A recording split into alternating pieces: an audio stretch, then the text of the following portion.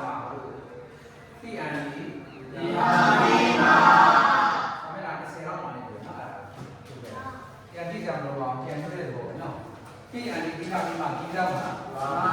အဲ့ဒီဟာလေးနဲ့အဲ့ဒီတိအန်ဒီတိကပြီးမှကိုတို့ကကိုတော့အလွယ်လေးနဲ့ဘာလေးလို့ပြောတာအဖြာလေးဆိုတာ မိပြားလေး အမိဖြာလေးနော်အမိဖြာလေးအမိဖြာဆိုအမိတစ်ချောင်းလုံးတော့ဟုတ်ပြီနော်အဲ့ဒါအမိဖြာလေးရဲ့အမိ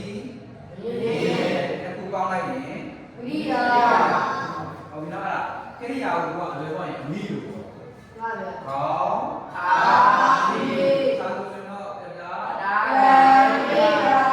โอเคတို့တက်တော့မှဒါအမိကိုပြန်လို့နော်အမိပြန်တိုင်းတိုင်းကျွန်တော်တို့ကအကုန်ကောင်းတော့ဘုံကဆက်လို့ရတယ်ဟုတ်ပြီနော်မိလေးကိုစားလို့ဘာပုတ်လို့ခေါ်လဲမိယာအဲ့ဒါကိရိယာကိုကိုတော့အဖြာလေးကတိအန်ဒီဟာမိမှာဆိုတော့အဲ့တိအန်ဒီဟာမိမှာလို့အဖြာအမိပေါ့နော်အမိတခါကိုနဲ့မှမလို့လာရပါလေအီအိုဘာယာအေမာအဲ့ဒါလေးပြန်ပြီးပြန်နေကြတာပထမဆုံး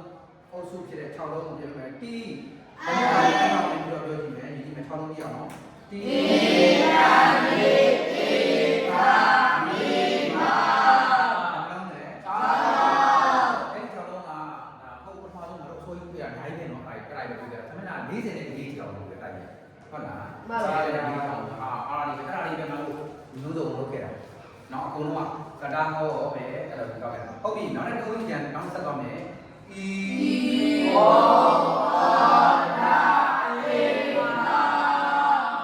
အဲ့ဒါလည်းဒီဖြားပဲဟုတ်ပြီเนาะဒီဖြားလေးเนาะဒီဖြားလေးเนาะအဲ့ဒီဖြားလေးအရင်နဲ့တစ်ခါထပ်ပေါင်းရင်တော့ဂရိယာပြောတခါပဲကြတော့နောက်တစ်ခါထောက်လို့ကြံနေတာဒီသူကသူတွေနဲ့အဲ့ဒါသွားသေးတယ်ဒီရရရသွားသေးတယ်နော်တတိတတိကာမေကာမအဲ့ဆိုရင်သူကဒီအဖြားလေးတွေပဲဒါပြောတာနော်အဲ့မှာအဲ့အဖြားလေးတွေကကတာဟောပဲဒီမှာဟဲ့ဒီနားလေးပဲဒီမှာဒီဇာတ်လေးဇာတ်ကြည့်မယ်ဒါကုလုံးကြီးကိုဆုံးထားတဲ့အခါအဲ့မှာကတာဟောအတွက်မင်းတို့ဆုံးကပြောလိုက်တယ်တအုပ်စုလုံးကဗါတဲ့တီအာဘလာဘလာလိဘရမလားဟုတ်ပါတကနံပါတ်1ကျတော့မလို့ဆိုတော့ပြောလိုက်သေးတယ်ဗါတဲ့တီကိုအဲ့ဒါကိုမဲ့သူတို့ရေးပြမယ်တီအဲ့ဒါကြီးရတယ်အုံကြီးပဲနော်အဲ့ဒါကြီးတီအုံဩအေးမှာဟုတ်ပြီနောက်တော့နောက်တစ်ခုကစတိတန်တီဘလာဘလာဘလာလို့မလားအဲ့ဒီအားလုံးဒီမဲ့ပြလေးပြလိုက်မယ်ဒါဒီကတာဟောဆိုရင်ဘာသာတော့လုံးဝပါလို့မရဘူးအဲ့ဆိုတဲ့တန်လုံးဝပါလို့မရဘူးဟောသူနဲ့ပြောင်းမြန်ဒီဘက်လာပြီအဲ့ကြတော့ခုငါတို့ရောက်နေတာဒီညမှာအဲ့ဒါကိုပြောတယ်ခက်ဆုံးထဲမှာပါတယ်လို့နော်ခက်ဆုံးထဲမှာပါနေရအဲ့တော့အဲ့ခက်ဆုံးထဲမှာပါတော့အဲ့ဒီဟာလည်းသူကလည်းနောက်6တွဲ6လုံးဆက်သွားပြန်မယ်6လုံးဒီမှာအင်္ဂလိပ်6လုံးမြည်လိုက်ပြီပေါ့နော်6လုံးအားလုံးဘယ်နှလုံးရှိလဲ12လုံးကတာတော့ဘယ်နှလုံးရှိလဲ12လုံးကတာတော့အားလုံးကိုဒီမဲ့6လုံးဆိုတော့အားလုံးပေါင်းရင်တော့ဟင်18လုံးရှိတယ်နော်အဲ့ဒီ18လုံးကအားလုံးကတာတွေကြီးပဲတွေ့တယ်ဟုတ်ပြီလားဟဲ့မှန်ပါဗျာအဲ့ဒါဟိုဒီကြီးပဲအဲ့ဒါဒီရောတော့မဟုတ်ပြီနောက်ထပ်သွားမယ်နောက်ထပ်ဒုသွားတာတည်းမင်းကတော့ကတာတတိယ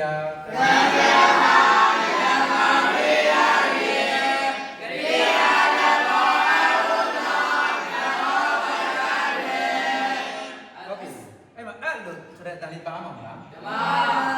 အစနဲ့ဆိုသူ့ရဲ့ခြေတော်တီးပြီးသားနော်တီးပြီးသားဖြစ်တယ်ဆိုတော့ကံဟောမှာအပ်ပေးမယ်ဒီနားလေးလည်းဘာဖြစ်ပြီးကောင်းမလဲအဲ့အတန်ဒီမပါမဖြစ်အဲ့ဒါမှမပါဘူးဆိုတော့လုံးဝမှန်တယ်လို့ပြောလို့မရတော့ဟုတ်ပြီအခုငါတို့သွားကြတာဒီဟာလည်းပြီးပြီဒါလည်းပြီးခဲ့ပြီနော်ဒီမှာတော့ပါဠိစီနေနဲ့ကြံသေးတယ်တူတယ်ဟုတ်လားဒီနားလေးမှာလေတို့သွားခဲ့တာအဲ့ဒါသွားခဲ့တာအခုကံဟောမနေ့ကသွားကံဟောပါဠိနဲ့ပြီးတော့ပြီးခဲ့ပြီပါဠိစီကြောက်တယ်နော်အခုကံဟောကိုပြန်ပြီးငါတို့ဒီလိုပဲပြန်သွားကြည့်မယ်နော်ဒီနာကျွန်တော်ကတော့တချုံလုံးသွားနေတော့ဟုတ်လားဒီနာဒါလေးဆိုရလားဒီမှာတီဒီကမိမဟုတ်ပြီဒီဘက်ကျတော့ဒီကိုဩဒနာမိမ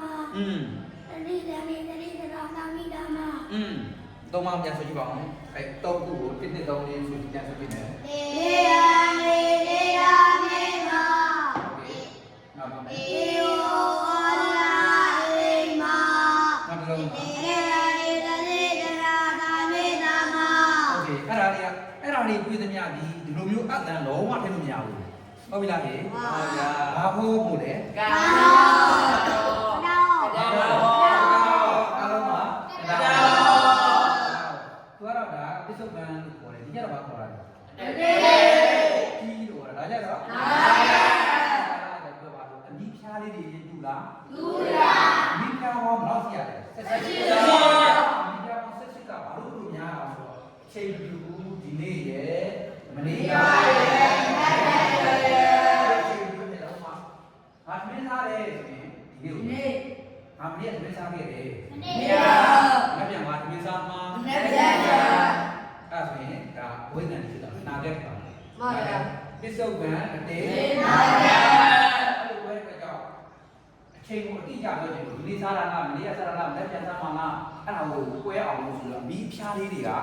ကွဲသွားတယ်အဲ့ဒါလေးမပိုင်ရင်ခွဲလို့မရဘူးဒီနေ့စားတာသူကဒီနေ့စားရတာလားဟုတ်လားမနေ့ပြန်စားမှာလားမသိတော့ဘူးဟုတ်လားအဲ့ကြောင့်ဒီအများလေးအဖြားလေးတွေကိုထည့်ပေးတာโอเคနောက်တော့သွားမယ်ဒီမှာကျတော့ဘာတွေရေးရမှာဒီနောက်ကျတော့ အတေယမေတေဝေမေ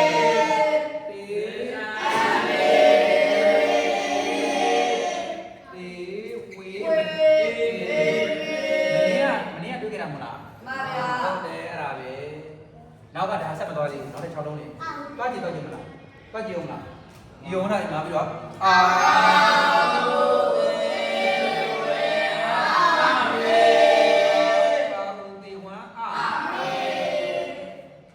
ဒါရမြောက်သေးဘူးနော်မြောက်သေးဘူးနော်ဒါမဲ့ဒါလည်းလူတွေပါပဲတက်ပြောလိုက်တော့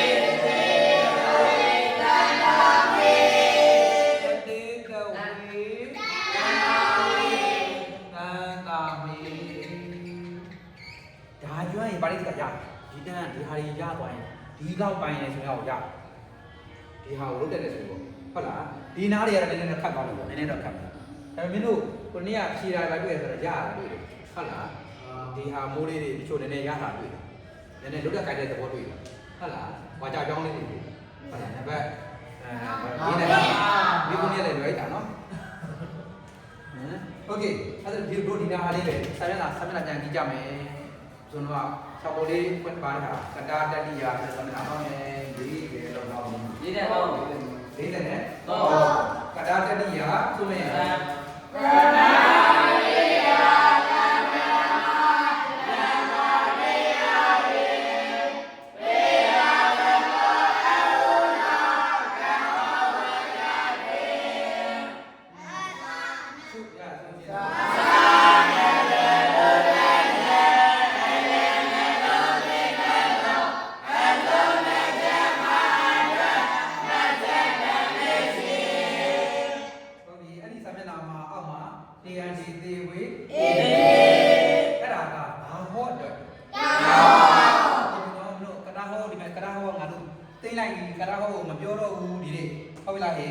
သူ့ကိုပြီးသွားပြီလို့မှတ်လိုက်ပြီဒီအရာကြီးကဟုတ်လားဟေးပြီးသွားပြီလို့မှတ်လိုက်ပြီနော်သူ့ကိုโอเคပေါ့ဟုတ်လားတို့ဘယ်ဘက်ခန်းရောက်နေရတော့ဟေးကံဟုတ်မှာတော့ဟုတ်နော်ကံဟုတ်ကရိယာပဲနော်ကံဟုတ်ကရိယာမှာတော့ကံဟုတ်အမီးလေးနဲ့ပြောမှာပေါ့ကောင်းရတော့အာချက်လားကိတ်တာဒီမဲ့အာချက်နေ့လည်းကြာရင်ကိတ်ကိုမပြောဘူးနော်ကိတ်ကိုမသွားသေးဘူးနော်ပြီးမှပြန်ချုံးမယ်နောက်နေ့ကျမှပြန်ချုံးမယ်နော်ဘာလို့ဆိုတော့ကိတ်လည်းရောသွားမှာဆိုလို့ကိတ်ကအခုကပြထားတာကမြင်တာလို့ပြဟုတ်ကလားဟေးပါဗျာအချက်မှာကတာဟောရှိတယ်ကံဟောရှိတယ်အဲ့ဒီလိုပဲကိတ်မှာလည်းကတာဟောရှိတယ်ကံဟောရှိတယ်ဒီမှာကျတော့တင်ရန်ဒီဝေပါလားဟုတ်ဗျာဘူးစနေဒီစီရှိတယ်ဟုတ်လားအဲ့ဒါလေးဒီကောင်ပွဲသွားရင်တော့ဒါဟောဒါကိတ်သွားကြပြီပဲဒါအချက်သွားကြပြီပဲဟောဒါအချက်ပဲဒါကိတ်ပဲဒီကွာအဲ့ဒီတော်တော်လေးကြီးလားဒါကဒီနေ့စစ်ရောက်လာတော့ငါတို့တော့ကြာကြီးပြေးရခဲ့တာနော်ဟုတ်လားဒီတခြားအောင်ဆိုင်နော်ဒီအောင်ဒါရင်းကြီးရနော်ဒါနေနားလဲသွားရင်ပါဠိကြီးမကောက်ဘူးအင်္ဂလိပ်စာသင်တယ်နောက်တဲ့ပြင်စာသင်တယ်ထိုင်းစာသင်တယ်ရအောင်ဘောပေါက်လားဒီထဲရရနော်ခုပါတဲ့ခါကျမှဘုန်းကြီးစာကြီးကွာပြင်စာကွာရောက်ပါအားဘာကြီးအဲ့လိုမတွက်နေနော်ဘာလာနားတယ်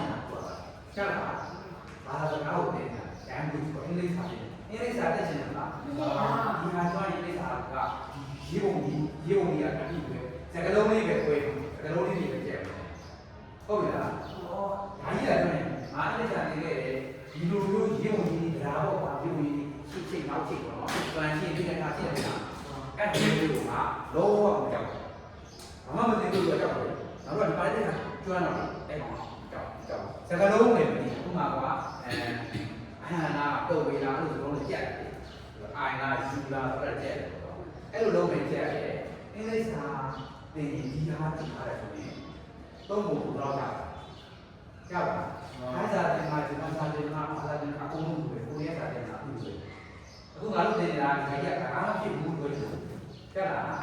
ဘာလို့လဲတင်တာအဲ့ဒါတန်းအောင်ပါလေတင်တာဒီပါလားဒီပါလားပါလားပါလို့ဆက်ကောင်းတယ်ပါရမလားမြန်မာစာလေမြန်မာစာတော့ပါမြန်မာစာနဲ့သူလေးစာတော့ကတော့လည်းသူ့ပြီးတော့ပါဠိတင်တာပါဠိဘာသာကနေရတော့ပါဠိကိုနေတာနော်ပါဠိကိုနေတာโอเคအဲ့တော့အခုမနေ့ခင်းပိုင်းကအာချက်ကိုတင်တာလားအပိကိုတင်တာလားအာချက်ကိုတင်နေတာငါတို့ကအာခယာကလို့ရေးတယ်အာခယာကအဲ့လိုရေးတယ်နေရာတင်လာမယ်ဣဒကပိတ်ကငါတို့ကနောက်နေ့မှာနေ့ခေမှာတင်မယ်နော်ဣဒကနောက်ဆောင်တင်မယ်ဟုတ်ပြီဒါတော့ဒီဒါလေးကိုဘက်ကိုခေါ်တယ်ဒါမြင်လာလို့နော်မြင်လာလို့ရတာဒီပွဲတော်မှာရအဲ့လေးကိုမရေးချင်နေဟောပြလို့ငါတို့ဒီနေ့ဓာသွားနေတာဒီဟာလေးသွားနေဘာလေးသွားနေတာလဲကံဟောဒီတေကံလေးတေအဲ့ဒါမှမဖြစ်မနေအတန်လေးပါမှာပေါ့နော်တရားဝင်မလဲရတော့လေ့ကျင့်ထားတဲ့အခါပြန်ပြီးတော့ဒီခါပြန်ဆိုရမယ်ဆံရည်နာလေးတဲ့ခါဒီတဲ့ခါကပြီးပြီးသားမလားအဲ့ဒါကိုပြန်ပြီးတော့လက်ပြန်တွေးမယ်အဲ့တော့ပထမတစ်ကြောင်းသမားတွေက၃ကြောင်းဆိုမယ်ဒီပထမတန်းက၃ကြောင်းဆိုမယ်ကဲနောက်တော့စောင်း40နဲ့6ရောက်ပြီလား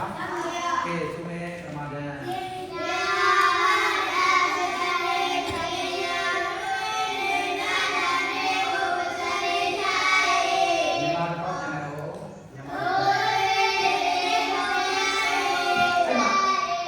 ရတယ်နော်โอเคမှန်သွားပြီနောက်လည်းဒီစက်ဆိုမယ်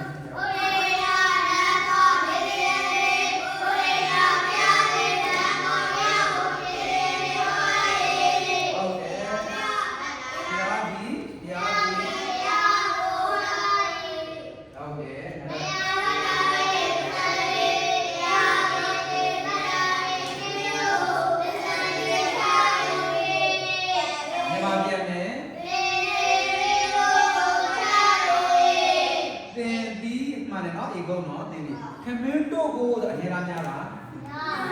အဲ့ဒါကြောင့်ချက်ချက်ကုန်ဆိုတာကဟိုခမင်းတို့ကိုလည်းချက်ရနော်ဒီတော့အေးလေးတွေဆောက်ရတယ်မလားဒီတော့အေးလေးတွေဆောက်ရတယ်အဲ့ဒီအေးလေးမှာဒီမဲ့ဒီလိုအေးလေးတွေဆောက်ရတယ်ဟုတ်လားဒီနားလေးကဘာလေးတော့အဲ့ဒီကန်လေးရဲ့ဒီနားကကိရိယာလေးကတ်ရအောင်မလားဒီနေရာမှာကန်ဒီဘယင်ပဲဆရာကြီးပဲဟုတ်လားဆရာကြီးကနော်အဲ့ဒါကျဲဝတ်လို့ဖြစ်နေတယ်ဟုတ်လားကျဲဝတ်လို့သူကဆရာကြီးပဲဒီနေရာမှာဟုတ်ပြီနော်ကန်ကဆရာကြီးသူ့အတိုင်းပဲမှန်တယ်ကြီးဟုတ်လား我那是闽南边的4块米位的4条米位，那是多米位， ခဏလေးအဲ့ဒါဆိုရင် 4块米位， လုံးလုံးမှတ်ထားတယ်နော်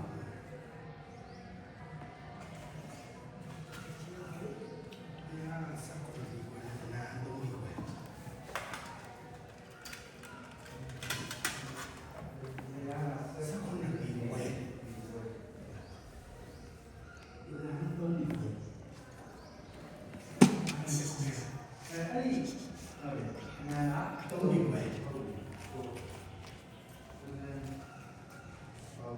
အဲ့ဒါရဲ့နောက်ဘုရားကဝိနည်းတော့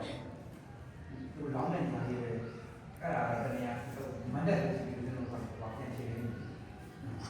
အဲ့ပေါ်ကအဲ့ဒီရမင်းပါတယ်အသေးလေးတော့လုံးနေတယ်အခုနဲ့နဲ့နိုင်တယ်သူကဘာလေးကဆက်အောင်ရှင်းနေတယ်ဒီအောင်အဲ့ဒါနဲ့ဆက်တော့ဆက်တော့ဒီဘယ်လိုလဲရှိ你瞧瞧，懂懂的，这种公买拿到。ဟ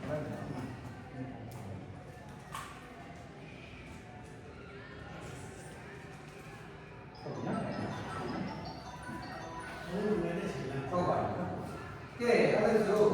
နောက်တစ်ကြောင်းနံပါတ်1သမားလေးဒီနံပါတ်2က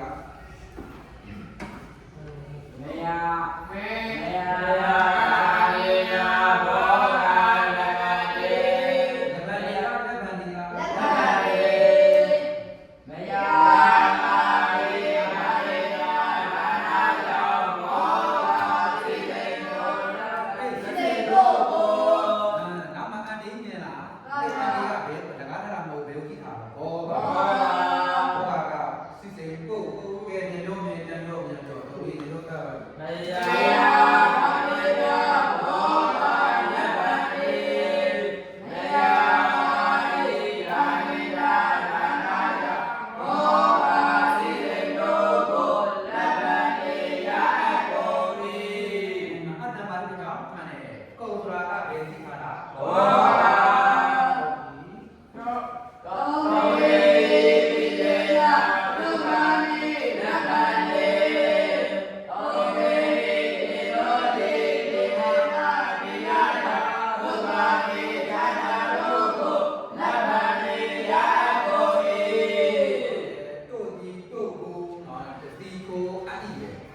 Jadi bapak lu jual tigo aja. Dong siap siap mana? Tigo aja dan jual mana? Tigo aja. Kita ngambil ini bahu wajah. Bahu wajah yang tigo aja. Oke, ya sudah jauh bahu.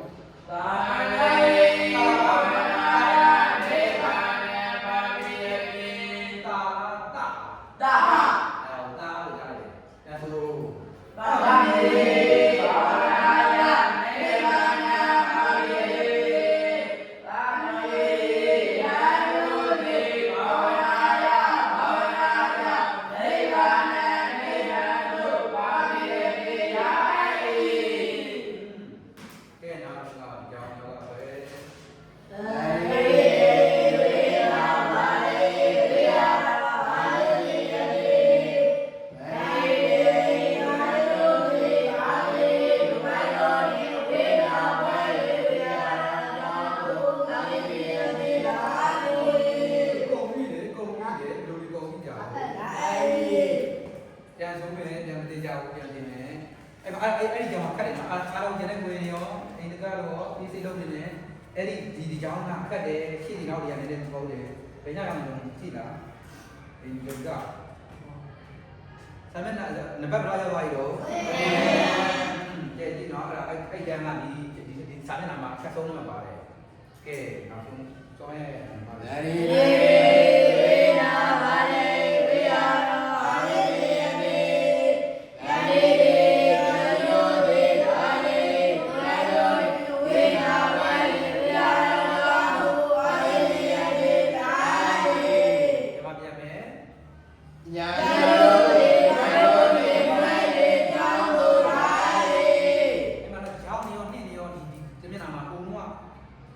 Sehingga di hujan kan hari no, kurang penting ke yang mana bang lah, di sana, sini bagi no, sini bagi no, macam ni tu ni tu di bala ni, jauh di bala ni, itu dah, minat kali tiga terus sini lagi no, kalau tamat sini bodoh, mana, kali tiga, langsung sini apa, kali tiga tahu, baik no, oke, terus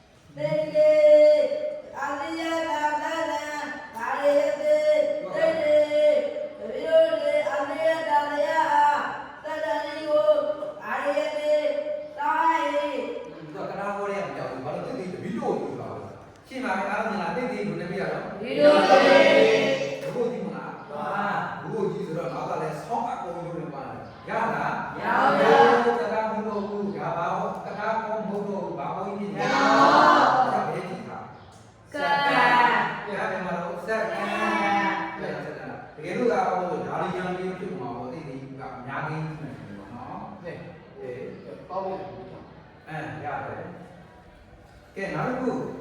ကဲဒီမှာကြောင်းသမားတွေဒီနေတာလို့ပဲစက်တယ်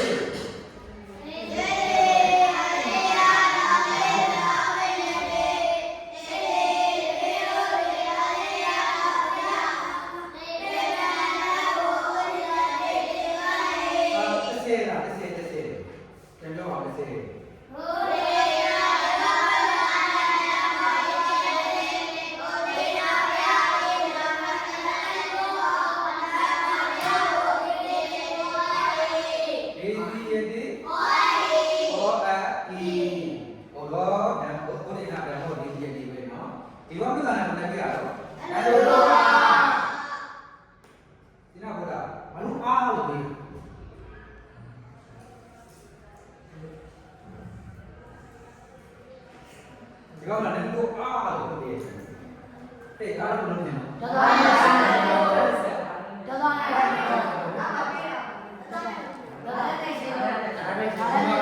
ေးပုံစံပဲပုံစံလို့ဒါကဒီဒီဒီမလားပြီးတာဒီမှာပြီးပြီလို့လားဒီဒီပေါ့ကတော့ဒီမကြီးတဲ့နောက်ကဘာလဲလဲအာလောဆာနဲ့ရှင်ရအာလောဆာကိုပြောကြတာဒီဒီပေါ်တယ်ပြောတယ်ဆိုတာလေဒီဒီပြောကြရဲ့ကတော့ဒီဒီတဲ့ရှင်တော့ကြအောင်ဒီဒီတဲ့ရှင်လို့နော်နောက်ကဒီဒီရဲ့တေးလေးရှင်တော့ကြအောင်ဒီဒီရဲ့ကတော့အပ်ဤဆိုရင်တော့ပြောတာပဲအာလောစနီပြောကြတယ်အဲ့ဒါကိုလူပဲနော်အဲ့လိုအားလို့တဲ့တာပေါက်ပြရဘာမှမရှိဘဲနဲ့ဘူးမှမကြည့်မဲနဲ့ထည့်လို့မရဘူးဟုတ်အမိဖျားလေးဒီဒီကြည့်ရမြို့လမ်းကြည့်ပြီးတော့အဲ့ဒီကအားနေလို့ရတယ်ကြည့်အဲ့လိုမျိုးတေးရမှာအားနေလို့ရအားတော့အားပဲဘာလို့ပဲတော့ဆိုရည်ရအားနိုင်တဲ့နေရာပြီးတော့ဆောင်းမှုရှိတယ်မလားပြောပါဦးဒါ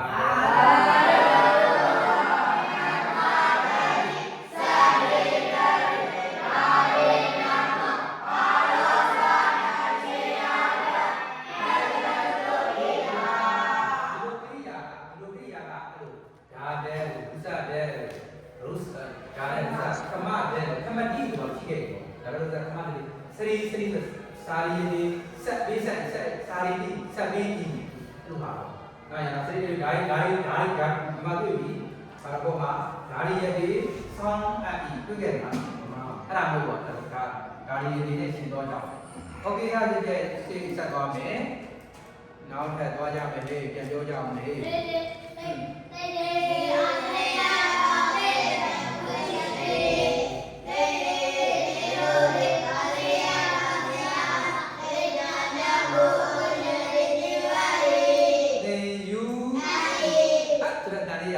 ဘောလေးကိုပြလာပါမှန်နေဗျာမှတ်ရတယ်ဗျာဆိုရင်အ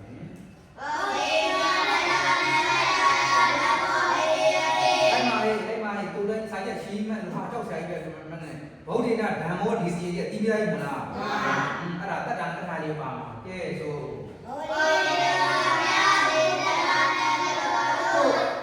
ဤတတ္တဝါနဲ့တတ္တဝါတတ္တနံတတ္တဝါသုတတ္တနံတတ္တဝါသုအထာယအကျိုးမှာတတ္တဝါသုဤအကျိုးမှာသုံးပါးပြင်ပါအောင်တတ္တဝါသုဤအကျိုးမှာတတ္တဝါသုဤအကျိုးမှာတတ္တဝါသုဤအကျိုးမှာတတ္တဝါသုဤအကျိုးမှာပါဠိလိုပြောရင်တတ္တနံဒ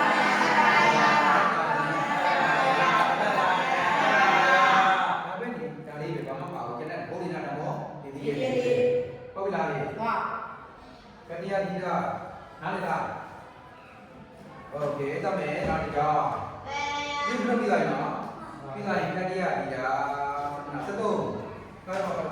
စာကြောင်းရေးစတုံးခရမန်ခရမန်နာယလာမောလိယေတိခရမာတိပညာယသာလောမာလာမောရာတုဝိစီယ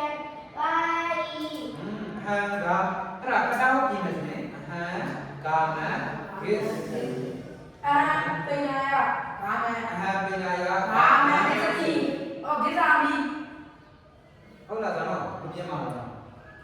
ဘယ်ပြင်မှာလဲဟုတ်တာမဟုတ်ဘူးလားဟုတ်ပြီဗျာပြီးတော့ yes ပြီးတော့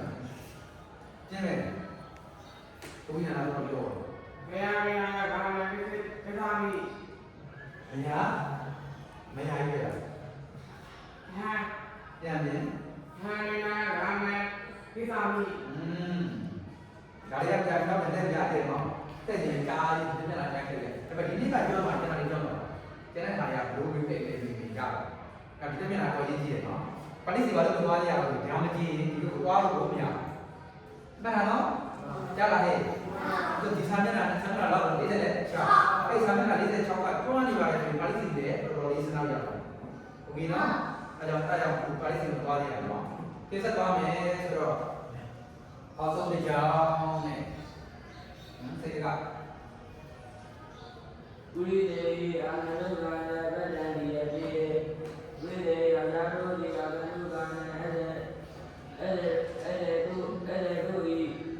တဲ့တဲ့တို့ဤဆိုရင်သမင်းတဲ့တို့သမင်းကိုသူ့ပိုင်တာမဟုတ်ဘူးသမင်းကသူ့ပိုင်တာမဟုတ်ဘူးတော့ဒါလေးပိုင်တာအဲ့တော့အာဂါတုကလည်းတော့ဒီရည်ပြေးနေတာပါလေတို့အားပေးဆိုအဲ့တော့နော်အားလုံးနော်ဘုရားဝါရတဲ့နေနော်ကျန်တော့မယ် ဝိဒေယအာနန္ဒကာနဗတ္တန္တိယတိဝိဒေယသာတို့ဒီအာနန္ဒကာနအဲ့တို့ဟာဗတ္တန္တိကိုဒီယတိပိယဤ ပေးအပ်ဒီ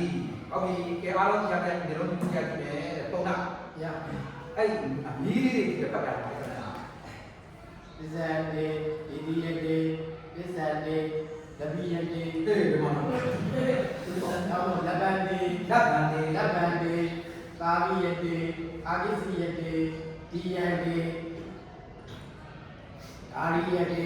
ဣတိယတေပဝိရှတေဣတိယတေကိစီယတေဒီယတေ တေတန်နတေတေနတေတေအတေကိုပြောအားလုံးသိသားမိလားဟာနဲ့ပါပဲကြီးလား တေယတေ ဒီမဲ့ခုတကယ်ပုံစံနဲ့ဆရာရဲ့ခက်အောင်မဆိုးလို့တဲ့ဘယ်လိုလဲဒီနဲ့နှလုံးလေးပဲရေးတာတရားနေနဲ့တွေ့လိုက်တာ တေယ ကျန်တာလေးရှိရင်တရားတက်ထားမှာလားမင်းကဆိုတာလေတော့မှန်ရှိရင်တရားထား တေယ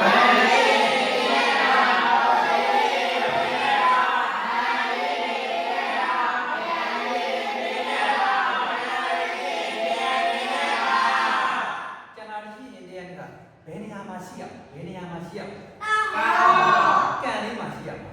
ကြည့်ရအောင်အဲ့မှာတစ်ချက်ပြန်စတော့အဲ့ဒါတော်တော်လေးကောင်းစားသွားပြီနော်ဒါတော်တော်လေးကောင်းစားသွားအာယုံဆိုင်နေမှာရမှာနော်အာယုံဆိုင်ကဘာကြောင့်ဆိုင်တော့ဆိုတော့ဒီတော့တုံးကရာလမ်းလျှောက်ခြင်းဆိုတာဥပမာဗိုက်တဲ့မြည်ကြီးကချောင်းကြီးထွက်သွားတော့ဒါရဲ့ဒီသွားတယ်နော်ဒီကနေ့ဒုံချောင်းလေးချတာပါဒုံချောင်းလေးဟုတ်လားအဲဒီမှာမနေ့ကကောင်ကလမ်းလျှောက်တယ်ဗျာဟုတ်လားမနေ့ကကောင်လမ်းလျှောက်တယ်ဒီချက်ပြီးကန်ပြီးတော့လမ်းလျှောက်ရအောင်လားဒီဝလုံးလေးချတာပါဒီကတော့ဘာလို့မြည်ကြီးနော်ဟုတ်လားဒီလောကလေးလျှောက်လို့ဆိုပါတော့လောကလေးလျှောက်ပါဒီကတော့ကျဲဒီရဲတားရှိနေကြီးအဲ့မှာအသားပြားလေးပဲချတာအဲ့ချိန်မှာရဲလေးပြီးတော့ဟေးအောင်လေဒီပုံနဲ့တို့ရသွားရတာဟုတ်လို့တော့ပါလားဒီချာလေးအောင်ဆိုင်ရတာပါလားဒီချာလေးအောင်ဆိုင်မှာဘယ်ဘက်ရောက်မှာကိုကကိုအောင်မြင်မြင်နဲ့ရောက်မယ်ဟုတ်တယ်မလားအာယုဆိုင်ဖက်နဲ့လမ်းလျှောက်ရတော့မဖြစ်တော့ဘူးလေ ဘယ်လို ဆန့်တယ်အောက်ကပလုတ်ဆိုတော့ကိုကပါတော့ရေဒီပါရှိတော့တယ်ပေါ့ကြောက်ခဲတွေပါရှိနော်ဒီခါလေးဟုတ်လားတက်ပြီးထားတုံးနာလမ်းလျှောက်နေတာဒါလေးပေါ့နော်တုံးခါလေးတေလုံးချတာဘာလို့ကောက်နေပါလဲတော့တေလုံးပြီးကြီးချအဲ့ဘောကတေလုံးကလည်းနေအဲ့ဒါတော့ဟေးနဲ့ကြောက်ရတယ်စွန့်သွားတာအဲ့တော့စွန့်ငယ်တော့စွန့်ငယ်တော့စွန့်သွားတယ်ညောင်းနေချင်းတို့ထုံးချတာဟိုအဲ့တုံးကြီးသေးတယ်အဲ့ဘောလေးကတော့စွန့်သွားတယ်တင်ငါအကျိုးနဲ့ဒီပဲကြီးနေကြောက်တယ်နောက်တော့တဘာကလည်းဆိုကြောက်ပြီးတော့နေတော့နောက်စီတော့လည်းဟုတ်လားတဘာကြောက်ရင်ဒေချုပ်ဖိုင်ပြကြတော့အခါပါရီအောက်ကနဘုတ်ကြီးအဲ့ဟိုကြာနေတော့ကြောက်တော့ပြန်ရောအဲ့ဒါဘာလို့ပါလဲဆိုတော့ဘာလို့လဲဆိုတော့အာယုံဆိုင်တယ်ခရီးထားဟုတ်လားလေအခုလည်းငါတို့ဒီအဲ့ဒီစက်ရောက်ပါနားရပါအရင်တော့လိုပဲဒီပေါ်နေရေးအားနဲ့လုပ်နေရတယ်ဟုတ်လားလေအခုငါတို့ဘယ်လျှောက်နေတုံးတရားလေးတုံးလေးချက်ထားတဲ့ဓာတ်လေးကိုလမ်းလျှောက်နေအဲကြောင့်အောင်ဆိုင်တော့အဲပြုတ်ပြေတော့ကြည့်ရဒီစာမျက်နှာ46ကအမြင့်ဆုံးတော့ပါတယ်ဟုတ်တယ်ပေါ့နော်အမြင့်ဆုံးပါတယ်အဲ့ဒါကိုသူဖြတ်တယ်ဆိုရင်တို့တော်တော်လေးချိန်ကောင်းပါပြီ ငါလဲ လင်္ကာရရဖို့အတွက်မျိုးစိတ်တွေရပါတယ်ဟုတ်လားဥပမာညီပဲဆန်မျိုးစိတ်တွေရတယ်ဆိုရင်စိုက်တယ်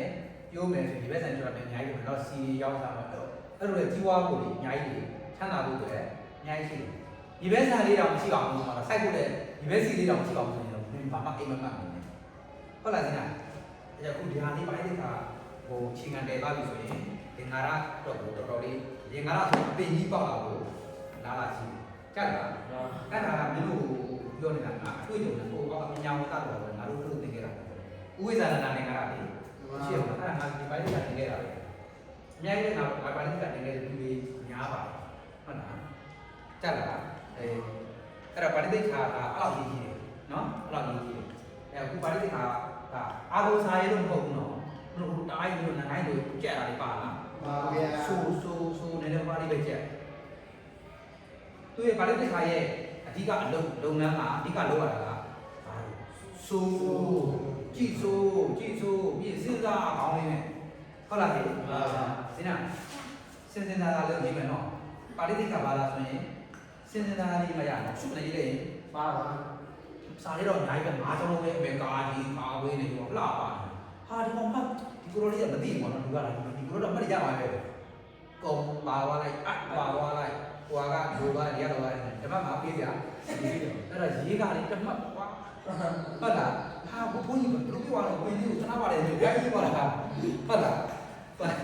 မစင်မစားရေးရတာရဘူးနော်ဒီပါဠိတိကအဲ့လိုကောင်းစားရနော်နန်ခိုင်းနဲ့ကောင်းစားရနော်နန်ခိုင်းအဲ့လိုကောင်းစားဘူးဘယ်ဘာသာမှဒီပါဠိတိကတော့ကောင်းစားဘူး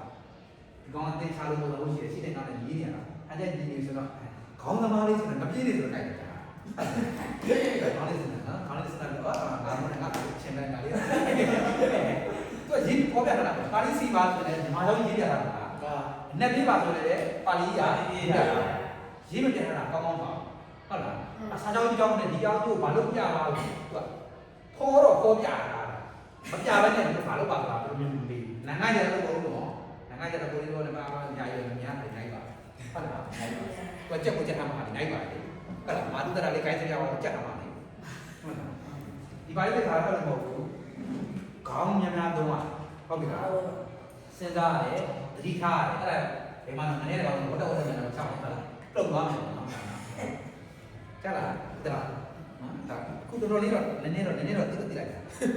တွန်ကြည့်သိတဲ့ထားမှတော့သိပါရဲ့ဟုတ်လားအဲ့ဒါကဟာရှိပါလားအဲ့တော့ဒီကဝိုင်းအမှမဆိုရင်ရှိနိုင်တာဒီကတဲ့တော်ကောင်းလေးတွေကချီရခိုင်တွန်ကြည့်ဒီမှာလေမားလေးကြောင်းမားလေးဒီလိုမားလေးအမှားဘူးလားအဲ့တော့မမားတော့အဲ့ဒီကအဲ့လိုတိတိနဲ့တွန်ကြီးမြန်မာလေးနဲ့မယိန်းမြန်မာလေးနဲ့အဲ့လိုလွဲတာရှိသေးလားဒီအစ်စ်ရှိတော့တဲ့တော့နော်ဒီစင်တာလည်းမြင့်ပါတယ်နော်ဟောပါဠိတိကအခြေခံစင်မဟုတ်တော့ဘူးနော်ဟုတ်လားပါဠိတိကအခြေခံကတော့နှစ်တိပဲဟုတ်ကဲ့လာလာအောင်ဟမ်ရှိပြီးတော့ဆင်ရောက်ပါတယ်ဟုတ်တယ်နည်းနည်းတော့ပါဆင်ပြသွားပြီနော်โอเคဟုတ်ပြီဆိုတော့ခုအပြီးဖြားလေးတွေဖတ်ကြည့်လိုက်တာ TN တွေပဲတွေ့တယ်တဲ့ဖတ်ကြည့်အောင်ပါပစ္စတေဒီတီယန်လေး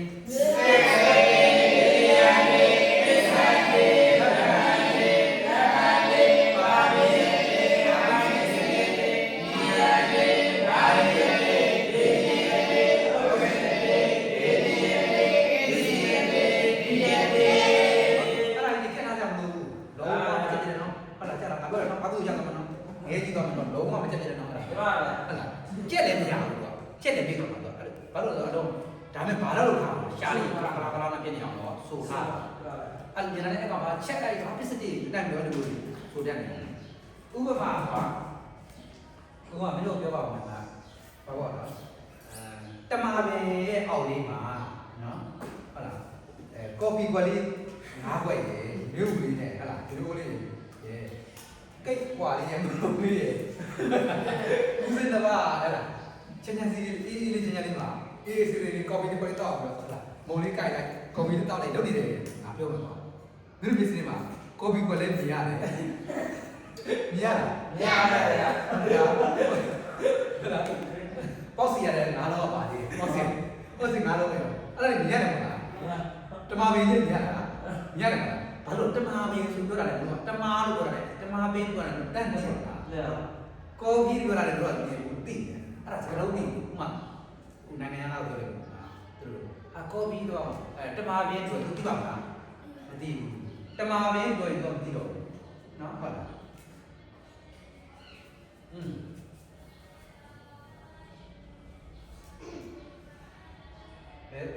အဲ့ဒါညာချင်းကဲဟုတ်ပြီနော်ဟာမင်းပြောနေအောင်မလားဟုတ်ကဲ့ဘယ်လိုစမ်းလဲဟုတ်ကဲ့နားလေโอเคဦးလေးအဲ့ဒါလားစကလုံးသိလို့တမာပင်လည်းသိလို့တမာပင်ဆိုတာဘာကြီးဗျာခုံဆိုတာဘာကြီးကပေါက်စီဆိုတာဘာကြီးကခုံရနှစ်ပါးပါဟုတ်လားအဲ့လိုခုံလေးတွေဆိုအဲ့မင်းတို့သိနေမလားအဲ့ဘာစကားကိုသိဟုတ်လားသိနေအဲ့လိုမျိုးအခုဒီမှာလည်းပဲစကလုံးတွေကအခုသိနေရမှာပစ္စည်းတွေကလည်းချက်တယ်သိနေဒါရီရည်ဆိုရင်ဒါရီရည်ဒါရီရည်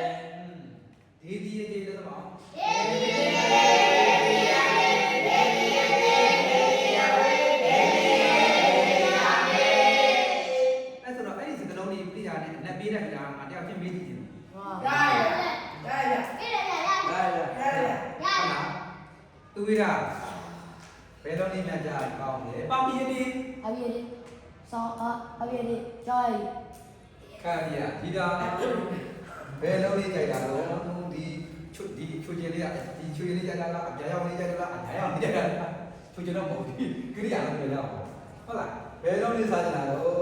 ဆိုရင်တော့လက်ဗန်ဒီလက်ဗန်ဒီအန်ဒီနဲ့ရကုံကြီးကုန္တလာကိစီယဒေကိစီယဒေကိစီယဒေကိစာကိစီယဒေမင်းကဘာလို့တွာအဲ့ဒီဇာနောအကိစီယဒေကွာနိုင်စိတ်တကဒီယန်တေဒီယန်တေယန်တေအန်တေဒီယန်တေဆောင်းလိုက်ဒီယန်တေစာတီရောလားဒီယန်တေ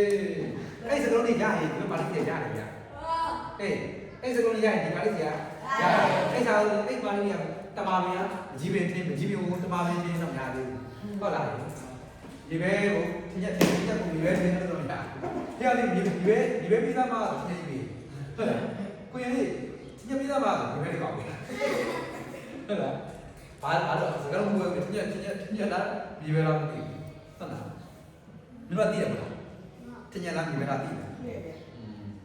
ကျွမ်းနော်အမောင်ကြီးဘောအဲ့ဒီဆိုတော့မောင်လေးမှာပြတာဆိုရင်သိပါ့မလားစမ်းညက်လာဒီဘဲစားတယ်ကွဲတော့ကွဲရဗျာအဲ့ဒါလည်းဟာမောင်ကြီးပဲစားတယ်ပဲကွဲစက်ကလေးနေတာတော့ပြည့်နော်โอเคဒီခုကျတော့ရက်ဒီဘဲစားနေဒီရက်ကျတော့မြင်တော့ဟုတ်လားโอเคရအဲ့ဒါဆိုတော့ကိုယ်မှာဒီတဲ့ခွန်သွားတော့မယ်ပါဠိကိုကြောင်းလုံးသွားနေအမိဖြားလေးပဲခိုက်ကြမယ်ချက်အီ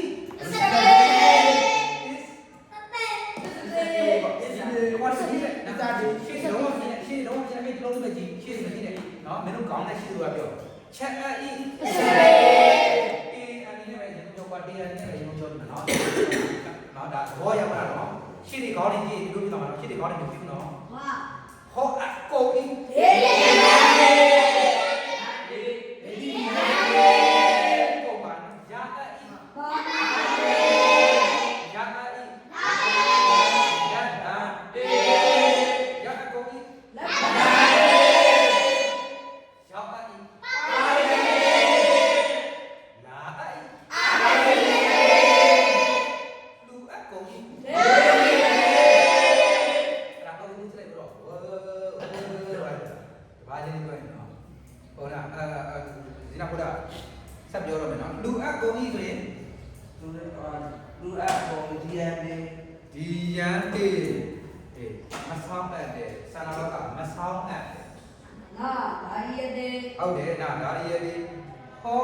e တဲ့သူက ဒီဒီရတဲ့ ဟောအီဒေဒီယတေဟုတ်ပြီတင်ယူအီတဲ့ဟုတ်ကပေါ်လို့ပုံလား ဟုတ်ကဲ့ချက်လေး ဟုတ်ကဲ့စတေဟုတ်ပြီနော်သွားအီဆိုတော့အေးက တော့ อืม ဒီစတဲ့ ကိစတေတာ တော့ အီဟုတ်တယ်ကိစီယတေကရတဲ့ပါကိစီယတေဟုတ်ပြီချက်အီကုတလားချက် ဒီတဲ့ ပစ္စည်းယတေဟုတ်တယ်ချက်ပစ္စည်းယအဘော sorry ပစ္စည်းယပစ္စတေပစ္စတေဆောင်းယူအကိုကြီးတဲ့ဆောင်းယူအတာနဲ့ဆောင်းတာနဲ့ဒီဘက်တော့ ဟုတ်ပါ ဒီပါမယ် ဟာပါအားလုံးပြီးပါပြီ အာရီယာပြန်လာအီကွာ အာဒီစတဲ့ဒီစတဲ့ဒီစတဲ့ ဒီစတီလာရောက်ပြပါအောင်ပါ ဒီစတဲ့ဒီစတဲ့ ဟာလေ ဒီစတဲ့ဒီစတဲ့ အဲ့ဒါကဒီလာမှာပဲပစ္စာစီယတေအစင်ကလည်းမှာပါပစ္စာစီယတေပစ္စာစီယတေ ပစာကစီယတဲ့ပစာကစီယတဲ့ပစာကစီယတဲ့ပစာကစီယဝပစာကစီယပစာကစီယမယ် ပြန်လာအီပြန်လာအကိုကြီးပြန်လာအီပြန်လာအကိုကြီးပြန်လာအီ ပြန်လာအကိုကြီး โอเคအဲ့ဒီပြားလေးဟိုနည်းနည်းဒီမိုင်းစာကြောင်းညာလွယ်ပါတယ်ဟုတ်ပြီလားငါကမနုဘူးကျင်းမသွားတော့ဒါကျင်းတော့ပြရတာကျင်းသွားတာလေ ပါ ပါဗျာ အဲ့တော့ကတားကြည့်ပြောကတားကြည့်ပြောမင်းတော့ကြိုက်လိုက်မလားမင်းကိုခဏလိုက်ပြီနော်မင်းကိုခဏလိုက်တာကိုတေချာတော့ခဏလေးပေါ့နောက်ကတရားခဏမှာပေါ့ကွာဟုတ်လားနော်အမင်းကိုဖမ်းမယ်ဆိုရင် तू ကဒီကဆရာကြီးကိုလည်းညာဖမ်းမှာ तू ကကံဟောဟာဒါပါတော့တော့ကံကံဟောကံညာဖမ်းမယ်ကွာခောက်ညာဖမ်းမယ်ဒီကောင်ညာဖမ်းမယ်နားဟာဒီအမင်းလေးဖမ်းမယ်ညာဖမ်းမယ်ဟုတ်ပြီလားတင်ခမင်းကိုဆိုရင်အိမ်မှာခဏဒီမင်းတွေပါဗတ်တာလည်းဟုတ်တယ်ကြာနော် तू ကဗတ်တာနဲ့ရေးပြတာအဲ့လိုရေးရအောင်နော်ဗတ်တာဝင်တာဘုမေးရေးထားတာဟုတ်လားဘောရတကယ်ပြောတာမဟုတ်ဘူးအဲ့ဒါကဘာလို့နားလေအောင်ထည့်ထားတာဟုတ်ပြီလားဟေးအဲ့ဒါမျိုးမှန်သွားပြီတင်ခမင်းကို မယံ တင်ခမင်းကိုအာတရားတို့ကို မယံ အာတရားတို့ကို မယံ အာစီစိတ်ကိုအာကိုနာတင်ဒုက္ခတို့ကိုနိဗ္ဗာန်တို့ နေပါဗျာ ကျောင်းတို့ ဗျာ ဝိ ဗျာ ဟာရောဗျာဗျာ ဝိဟာလည်းသပါလိလားပါဗျာပထမဘာမှာကတာကတာကတာလည်းရကံပထမဝိဟာရောပမာနော်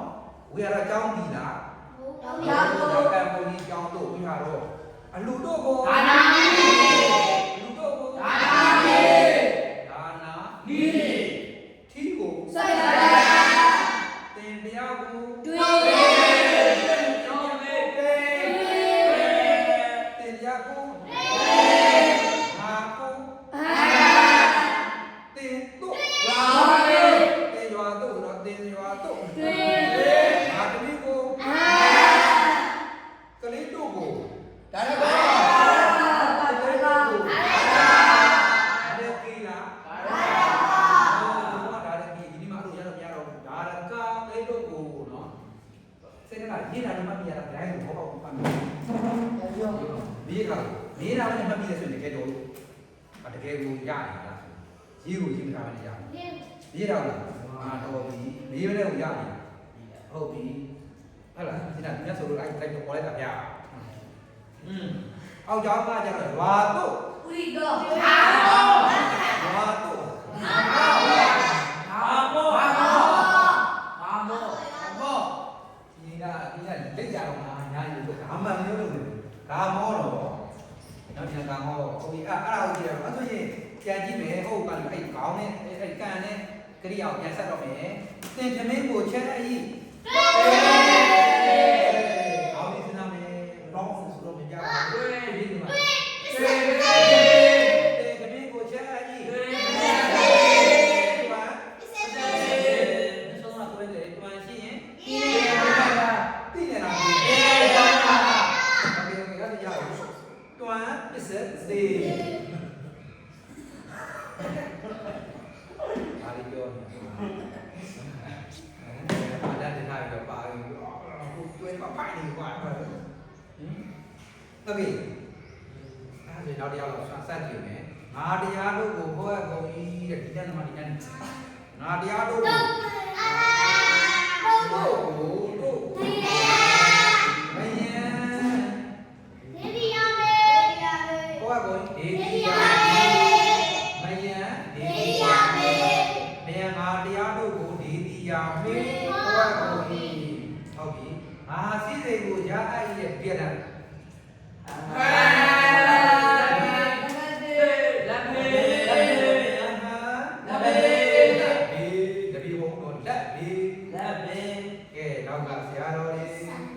ငါစည်းစိမ်ကိုရအပ်ရပြီးပါရော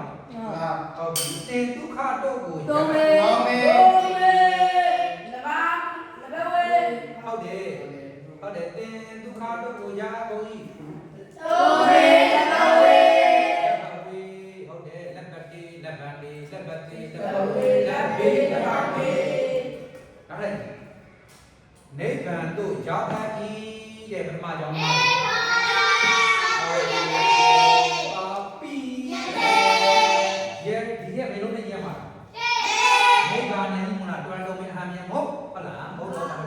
ပါနိဗ္ဗာန်နဲ့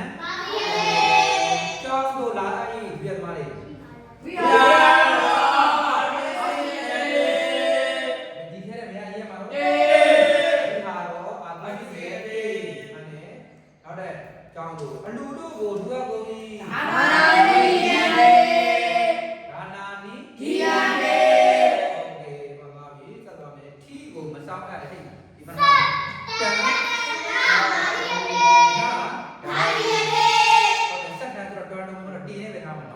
ဆက်တန်နာညငါပြောတာကျနေချုပ်သွားတာဘူးငါဖုန်းလို့ပြောကောက်ပြောတယ်ဟုတ်လားကဲတော့အဲ့မှာကြိုက်ပါလေကန်တဲ့ကိရိယာမှာကြိုက်ပါမယ်နော်ဟုတ်လားနောက်တင်တရားကိုဟောအပ်ဤတဲ့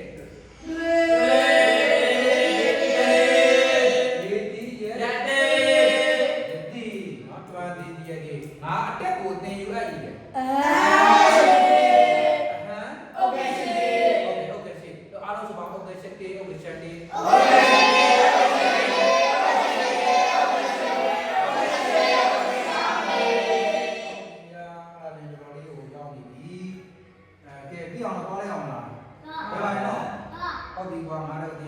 တင်ရွာတို့သွားအပ်တဲ့တင်ရွာတို့သွားအပ်ဟုတ်တယ်တွန်းရဲ့ဒီကဲမင်းတို့ပဲပြောတော့ကွာငါဒီကိုချက်အပ်ကြီး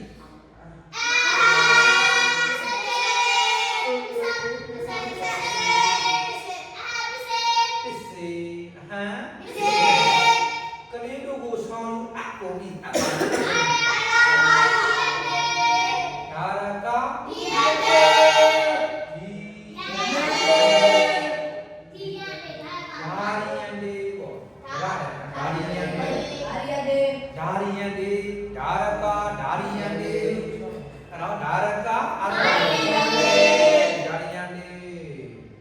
ရွာတို့ပြန်လာအပ်ဤ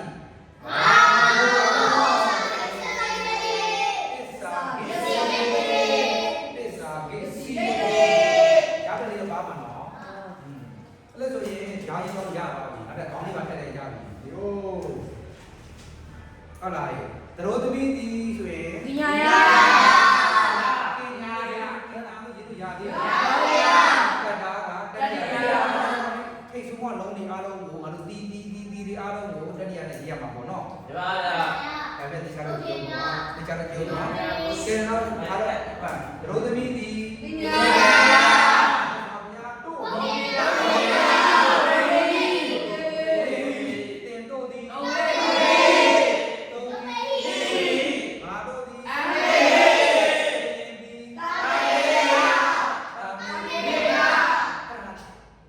စီနာရေးရတော့ဘူးအဲ့ဒါလေးကတတိယလေးတွေလိုက်စီုံမဲ့တာမေရီနာငါတို့ဒီပြန်လာပြီငါတို့ဒီတင်ဒီတရားဒီအာဒီယာဆောပြာဒီဘောဘေယာတင်ဒီဗီတို့ဒီတေတို့ဒီတော့ဘေဒီထက်တာမလို့နော်အဲ့ဘယ်နာကိုပါလိစီကြမလို့နော်တင်တို့ဒီတော့ဘေ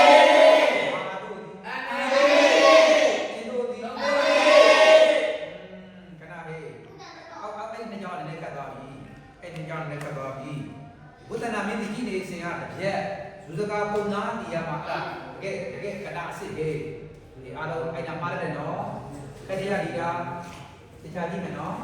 အဲ့မယ်နော်ဇူစကာပုံနာနေဆိုရင်ဇူစကေနာလို့ကြည့်ရမှာ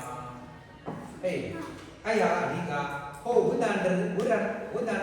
နာမင်းကြီးနေစင်ဆိုတာဟိုအရင်တိုင်းစီရမှာဝိသန္တရတပိခတော့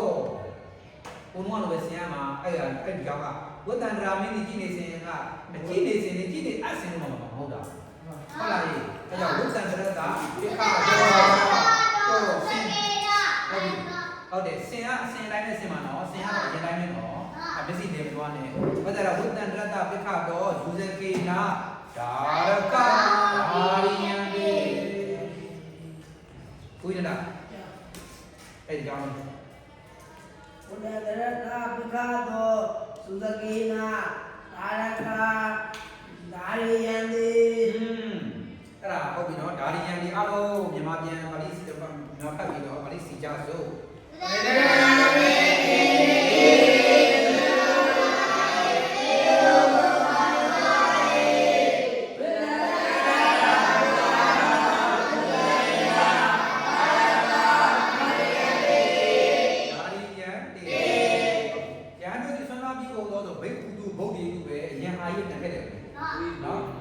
အားလုံးနဲ့မြန်မာလူစီပါဠိဥရိသေနဂါမောကိသစ္စာကိစီယတိ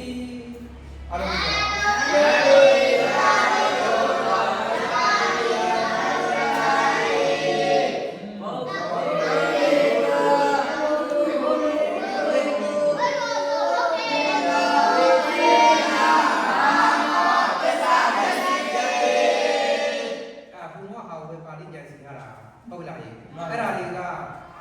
ခုဒီကံဟောကဒီကံဟောကြီးကိုဆရာကြပါတယ်ဆိုတော့ပါဠိစိတ်ကဒီလမ်းမှာတော့မှကြည့်တယ်ပါဠိစိတ်ကတကယ်ကြည့်သွားပြီတော့ဟုတ်လားဒီဘုရားဘယ်နဲ့ရှင်းလဲဟုတ်ပါပြီဟုတ်လားဒီနေ့ကရှင်းနေရတော့ဘူးလို့ပဲဟုတ်လားအဲ့ဒါဒီဟာကိုနေနေကြရင်၅ပေါက်ဆိုရင်ဘယ်နဲ့46နဲ့46အဲ့ဒီနဲ့လားဟုတ်လားအခုနေလာပြီးသွားရင်၅ပေါက်ဆိုရင်စစ်နေတာလေဒီမှာအဲ့ဒါလေဘာလို့ဓာတ်ကတော့တော့နောက်ဟာဒီဒီဒီဓာတ်ရာကိုတိကျသွားလေးပါအောင်ဆိုရင်ဓာတ်လေးနော်အဲ့တော့နော်ဒါနဲ့ကြောက်ပါလို့ကြောက်တော့ဒါလေးတိကျသွားလို့ကြားရင်ဓာတ်လေးပါလို့ကျွန်တော်အောင်ဆိုရင်ညာလေအဲ့ဒါကြားရပြန်လို့ပါတော့ဟုတ်တယ်ခုဒါလေးကိုဥကြတယ်ပြီးတော့ရပါတော့ဟမ်အဲ့ဒါနေပြောဟုတ်ပြီဘာလို့အဲ့ဒါအဲ့ဒါပါပြီရမှာသူနေရတော့အေးလေးပဲဟောပဲမြင်လာခဲ့တာကဲလို့ဆိုရင်အာသာဒီပိုင်းတော့ပြောတော့ဘူးလောက်ရဲ့နော်တော့ပြီ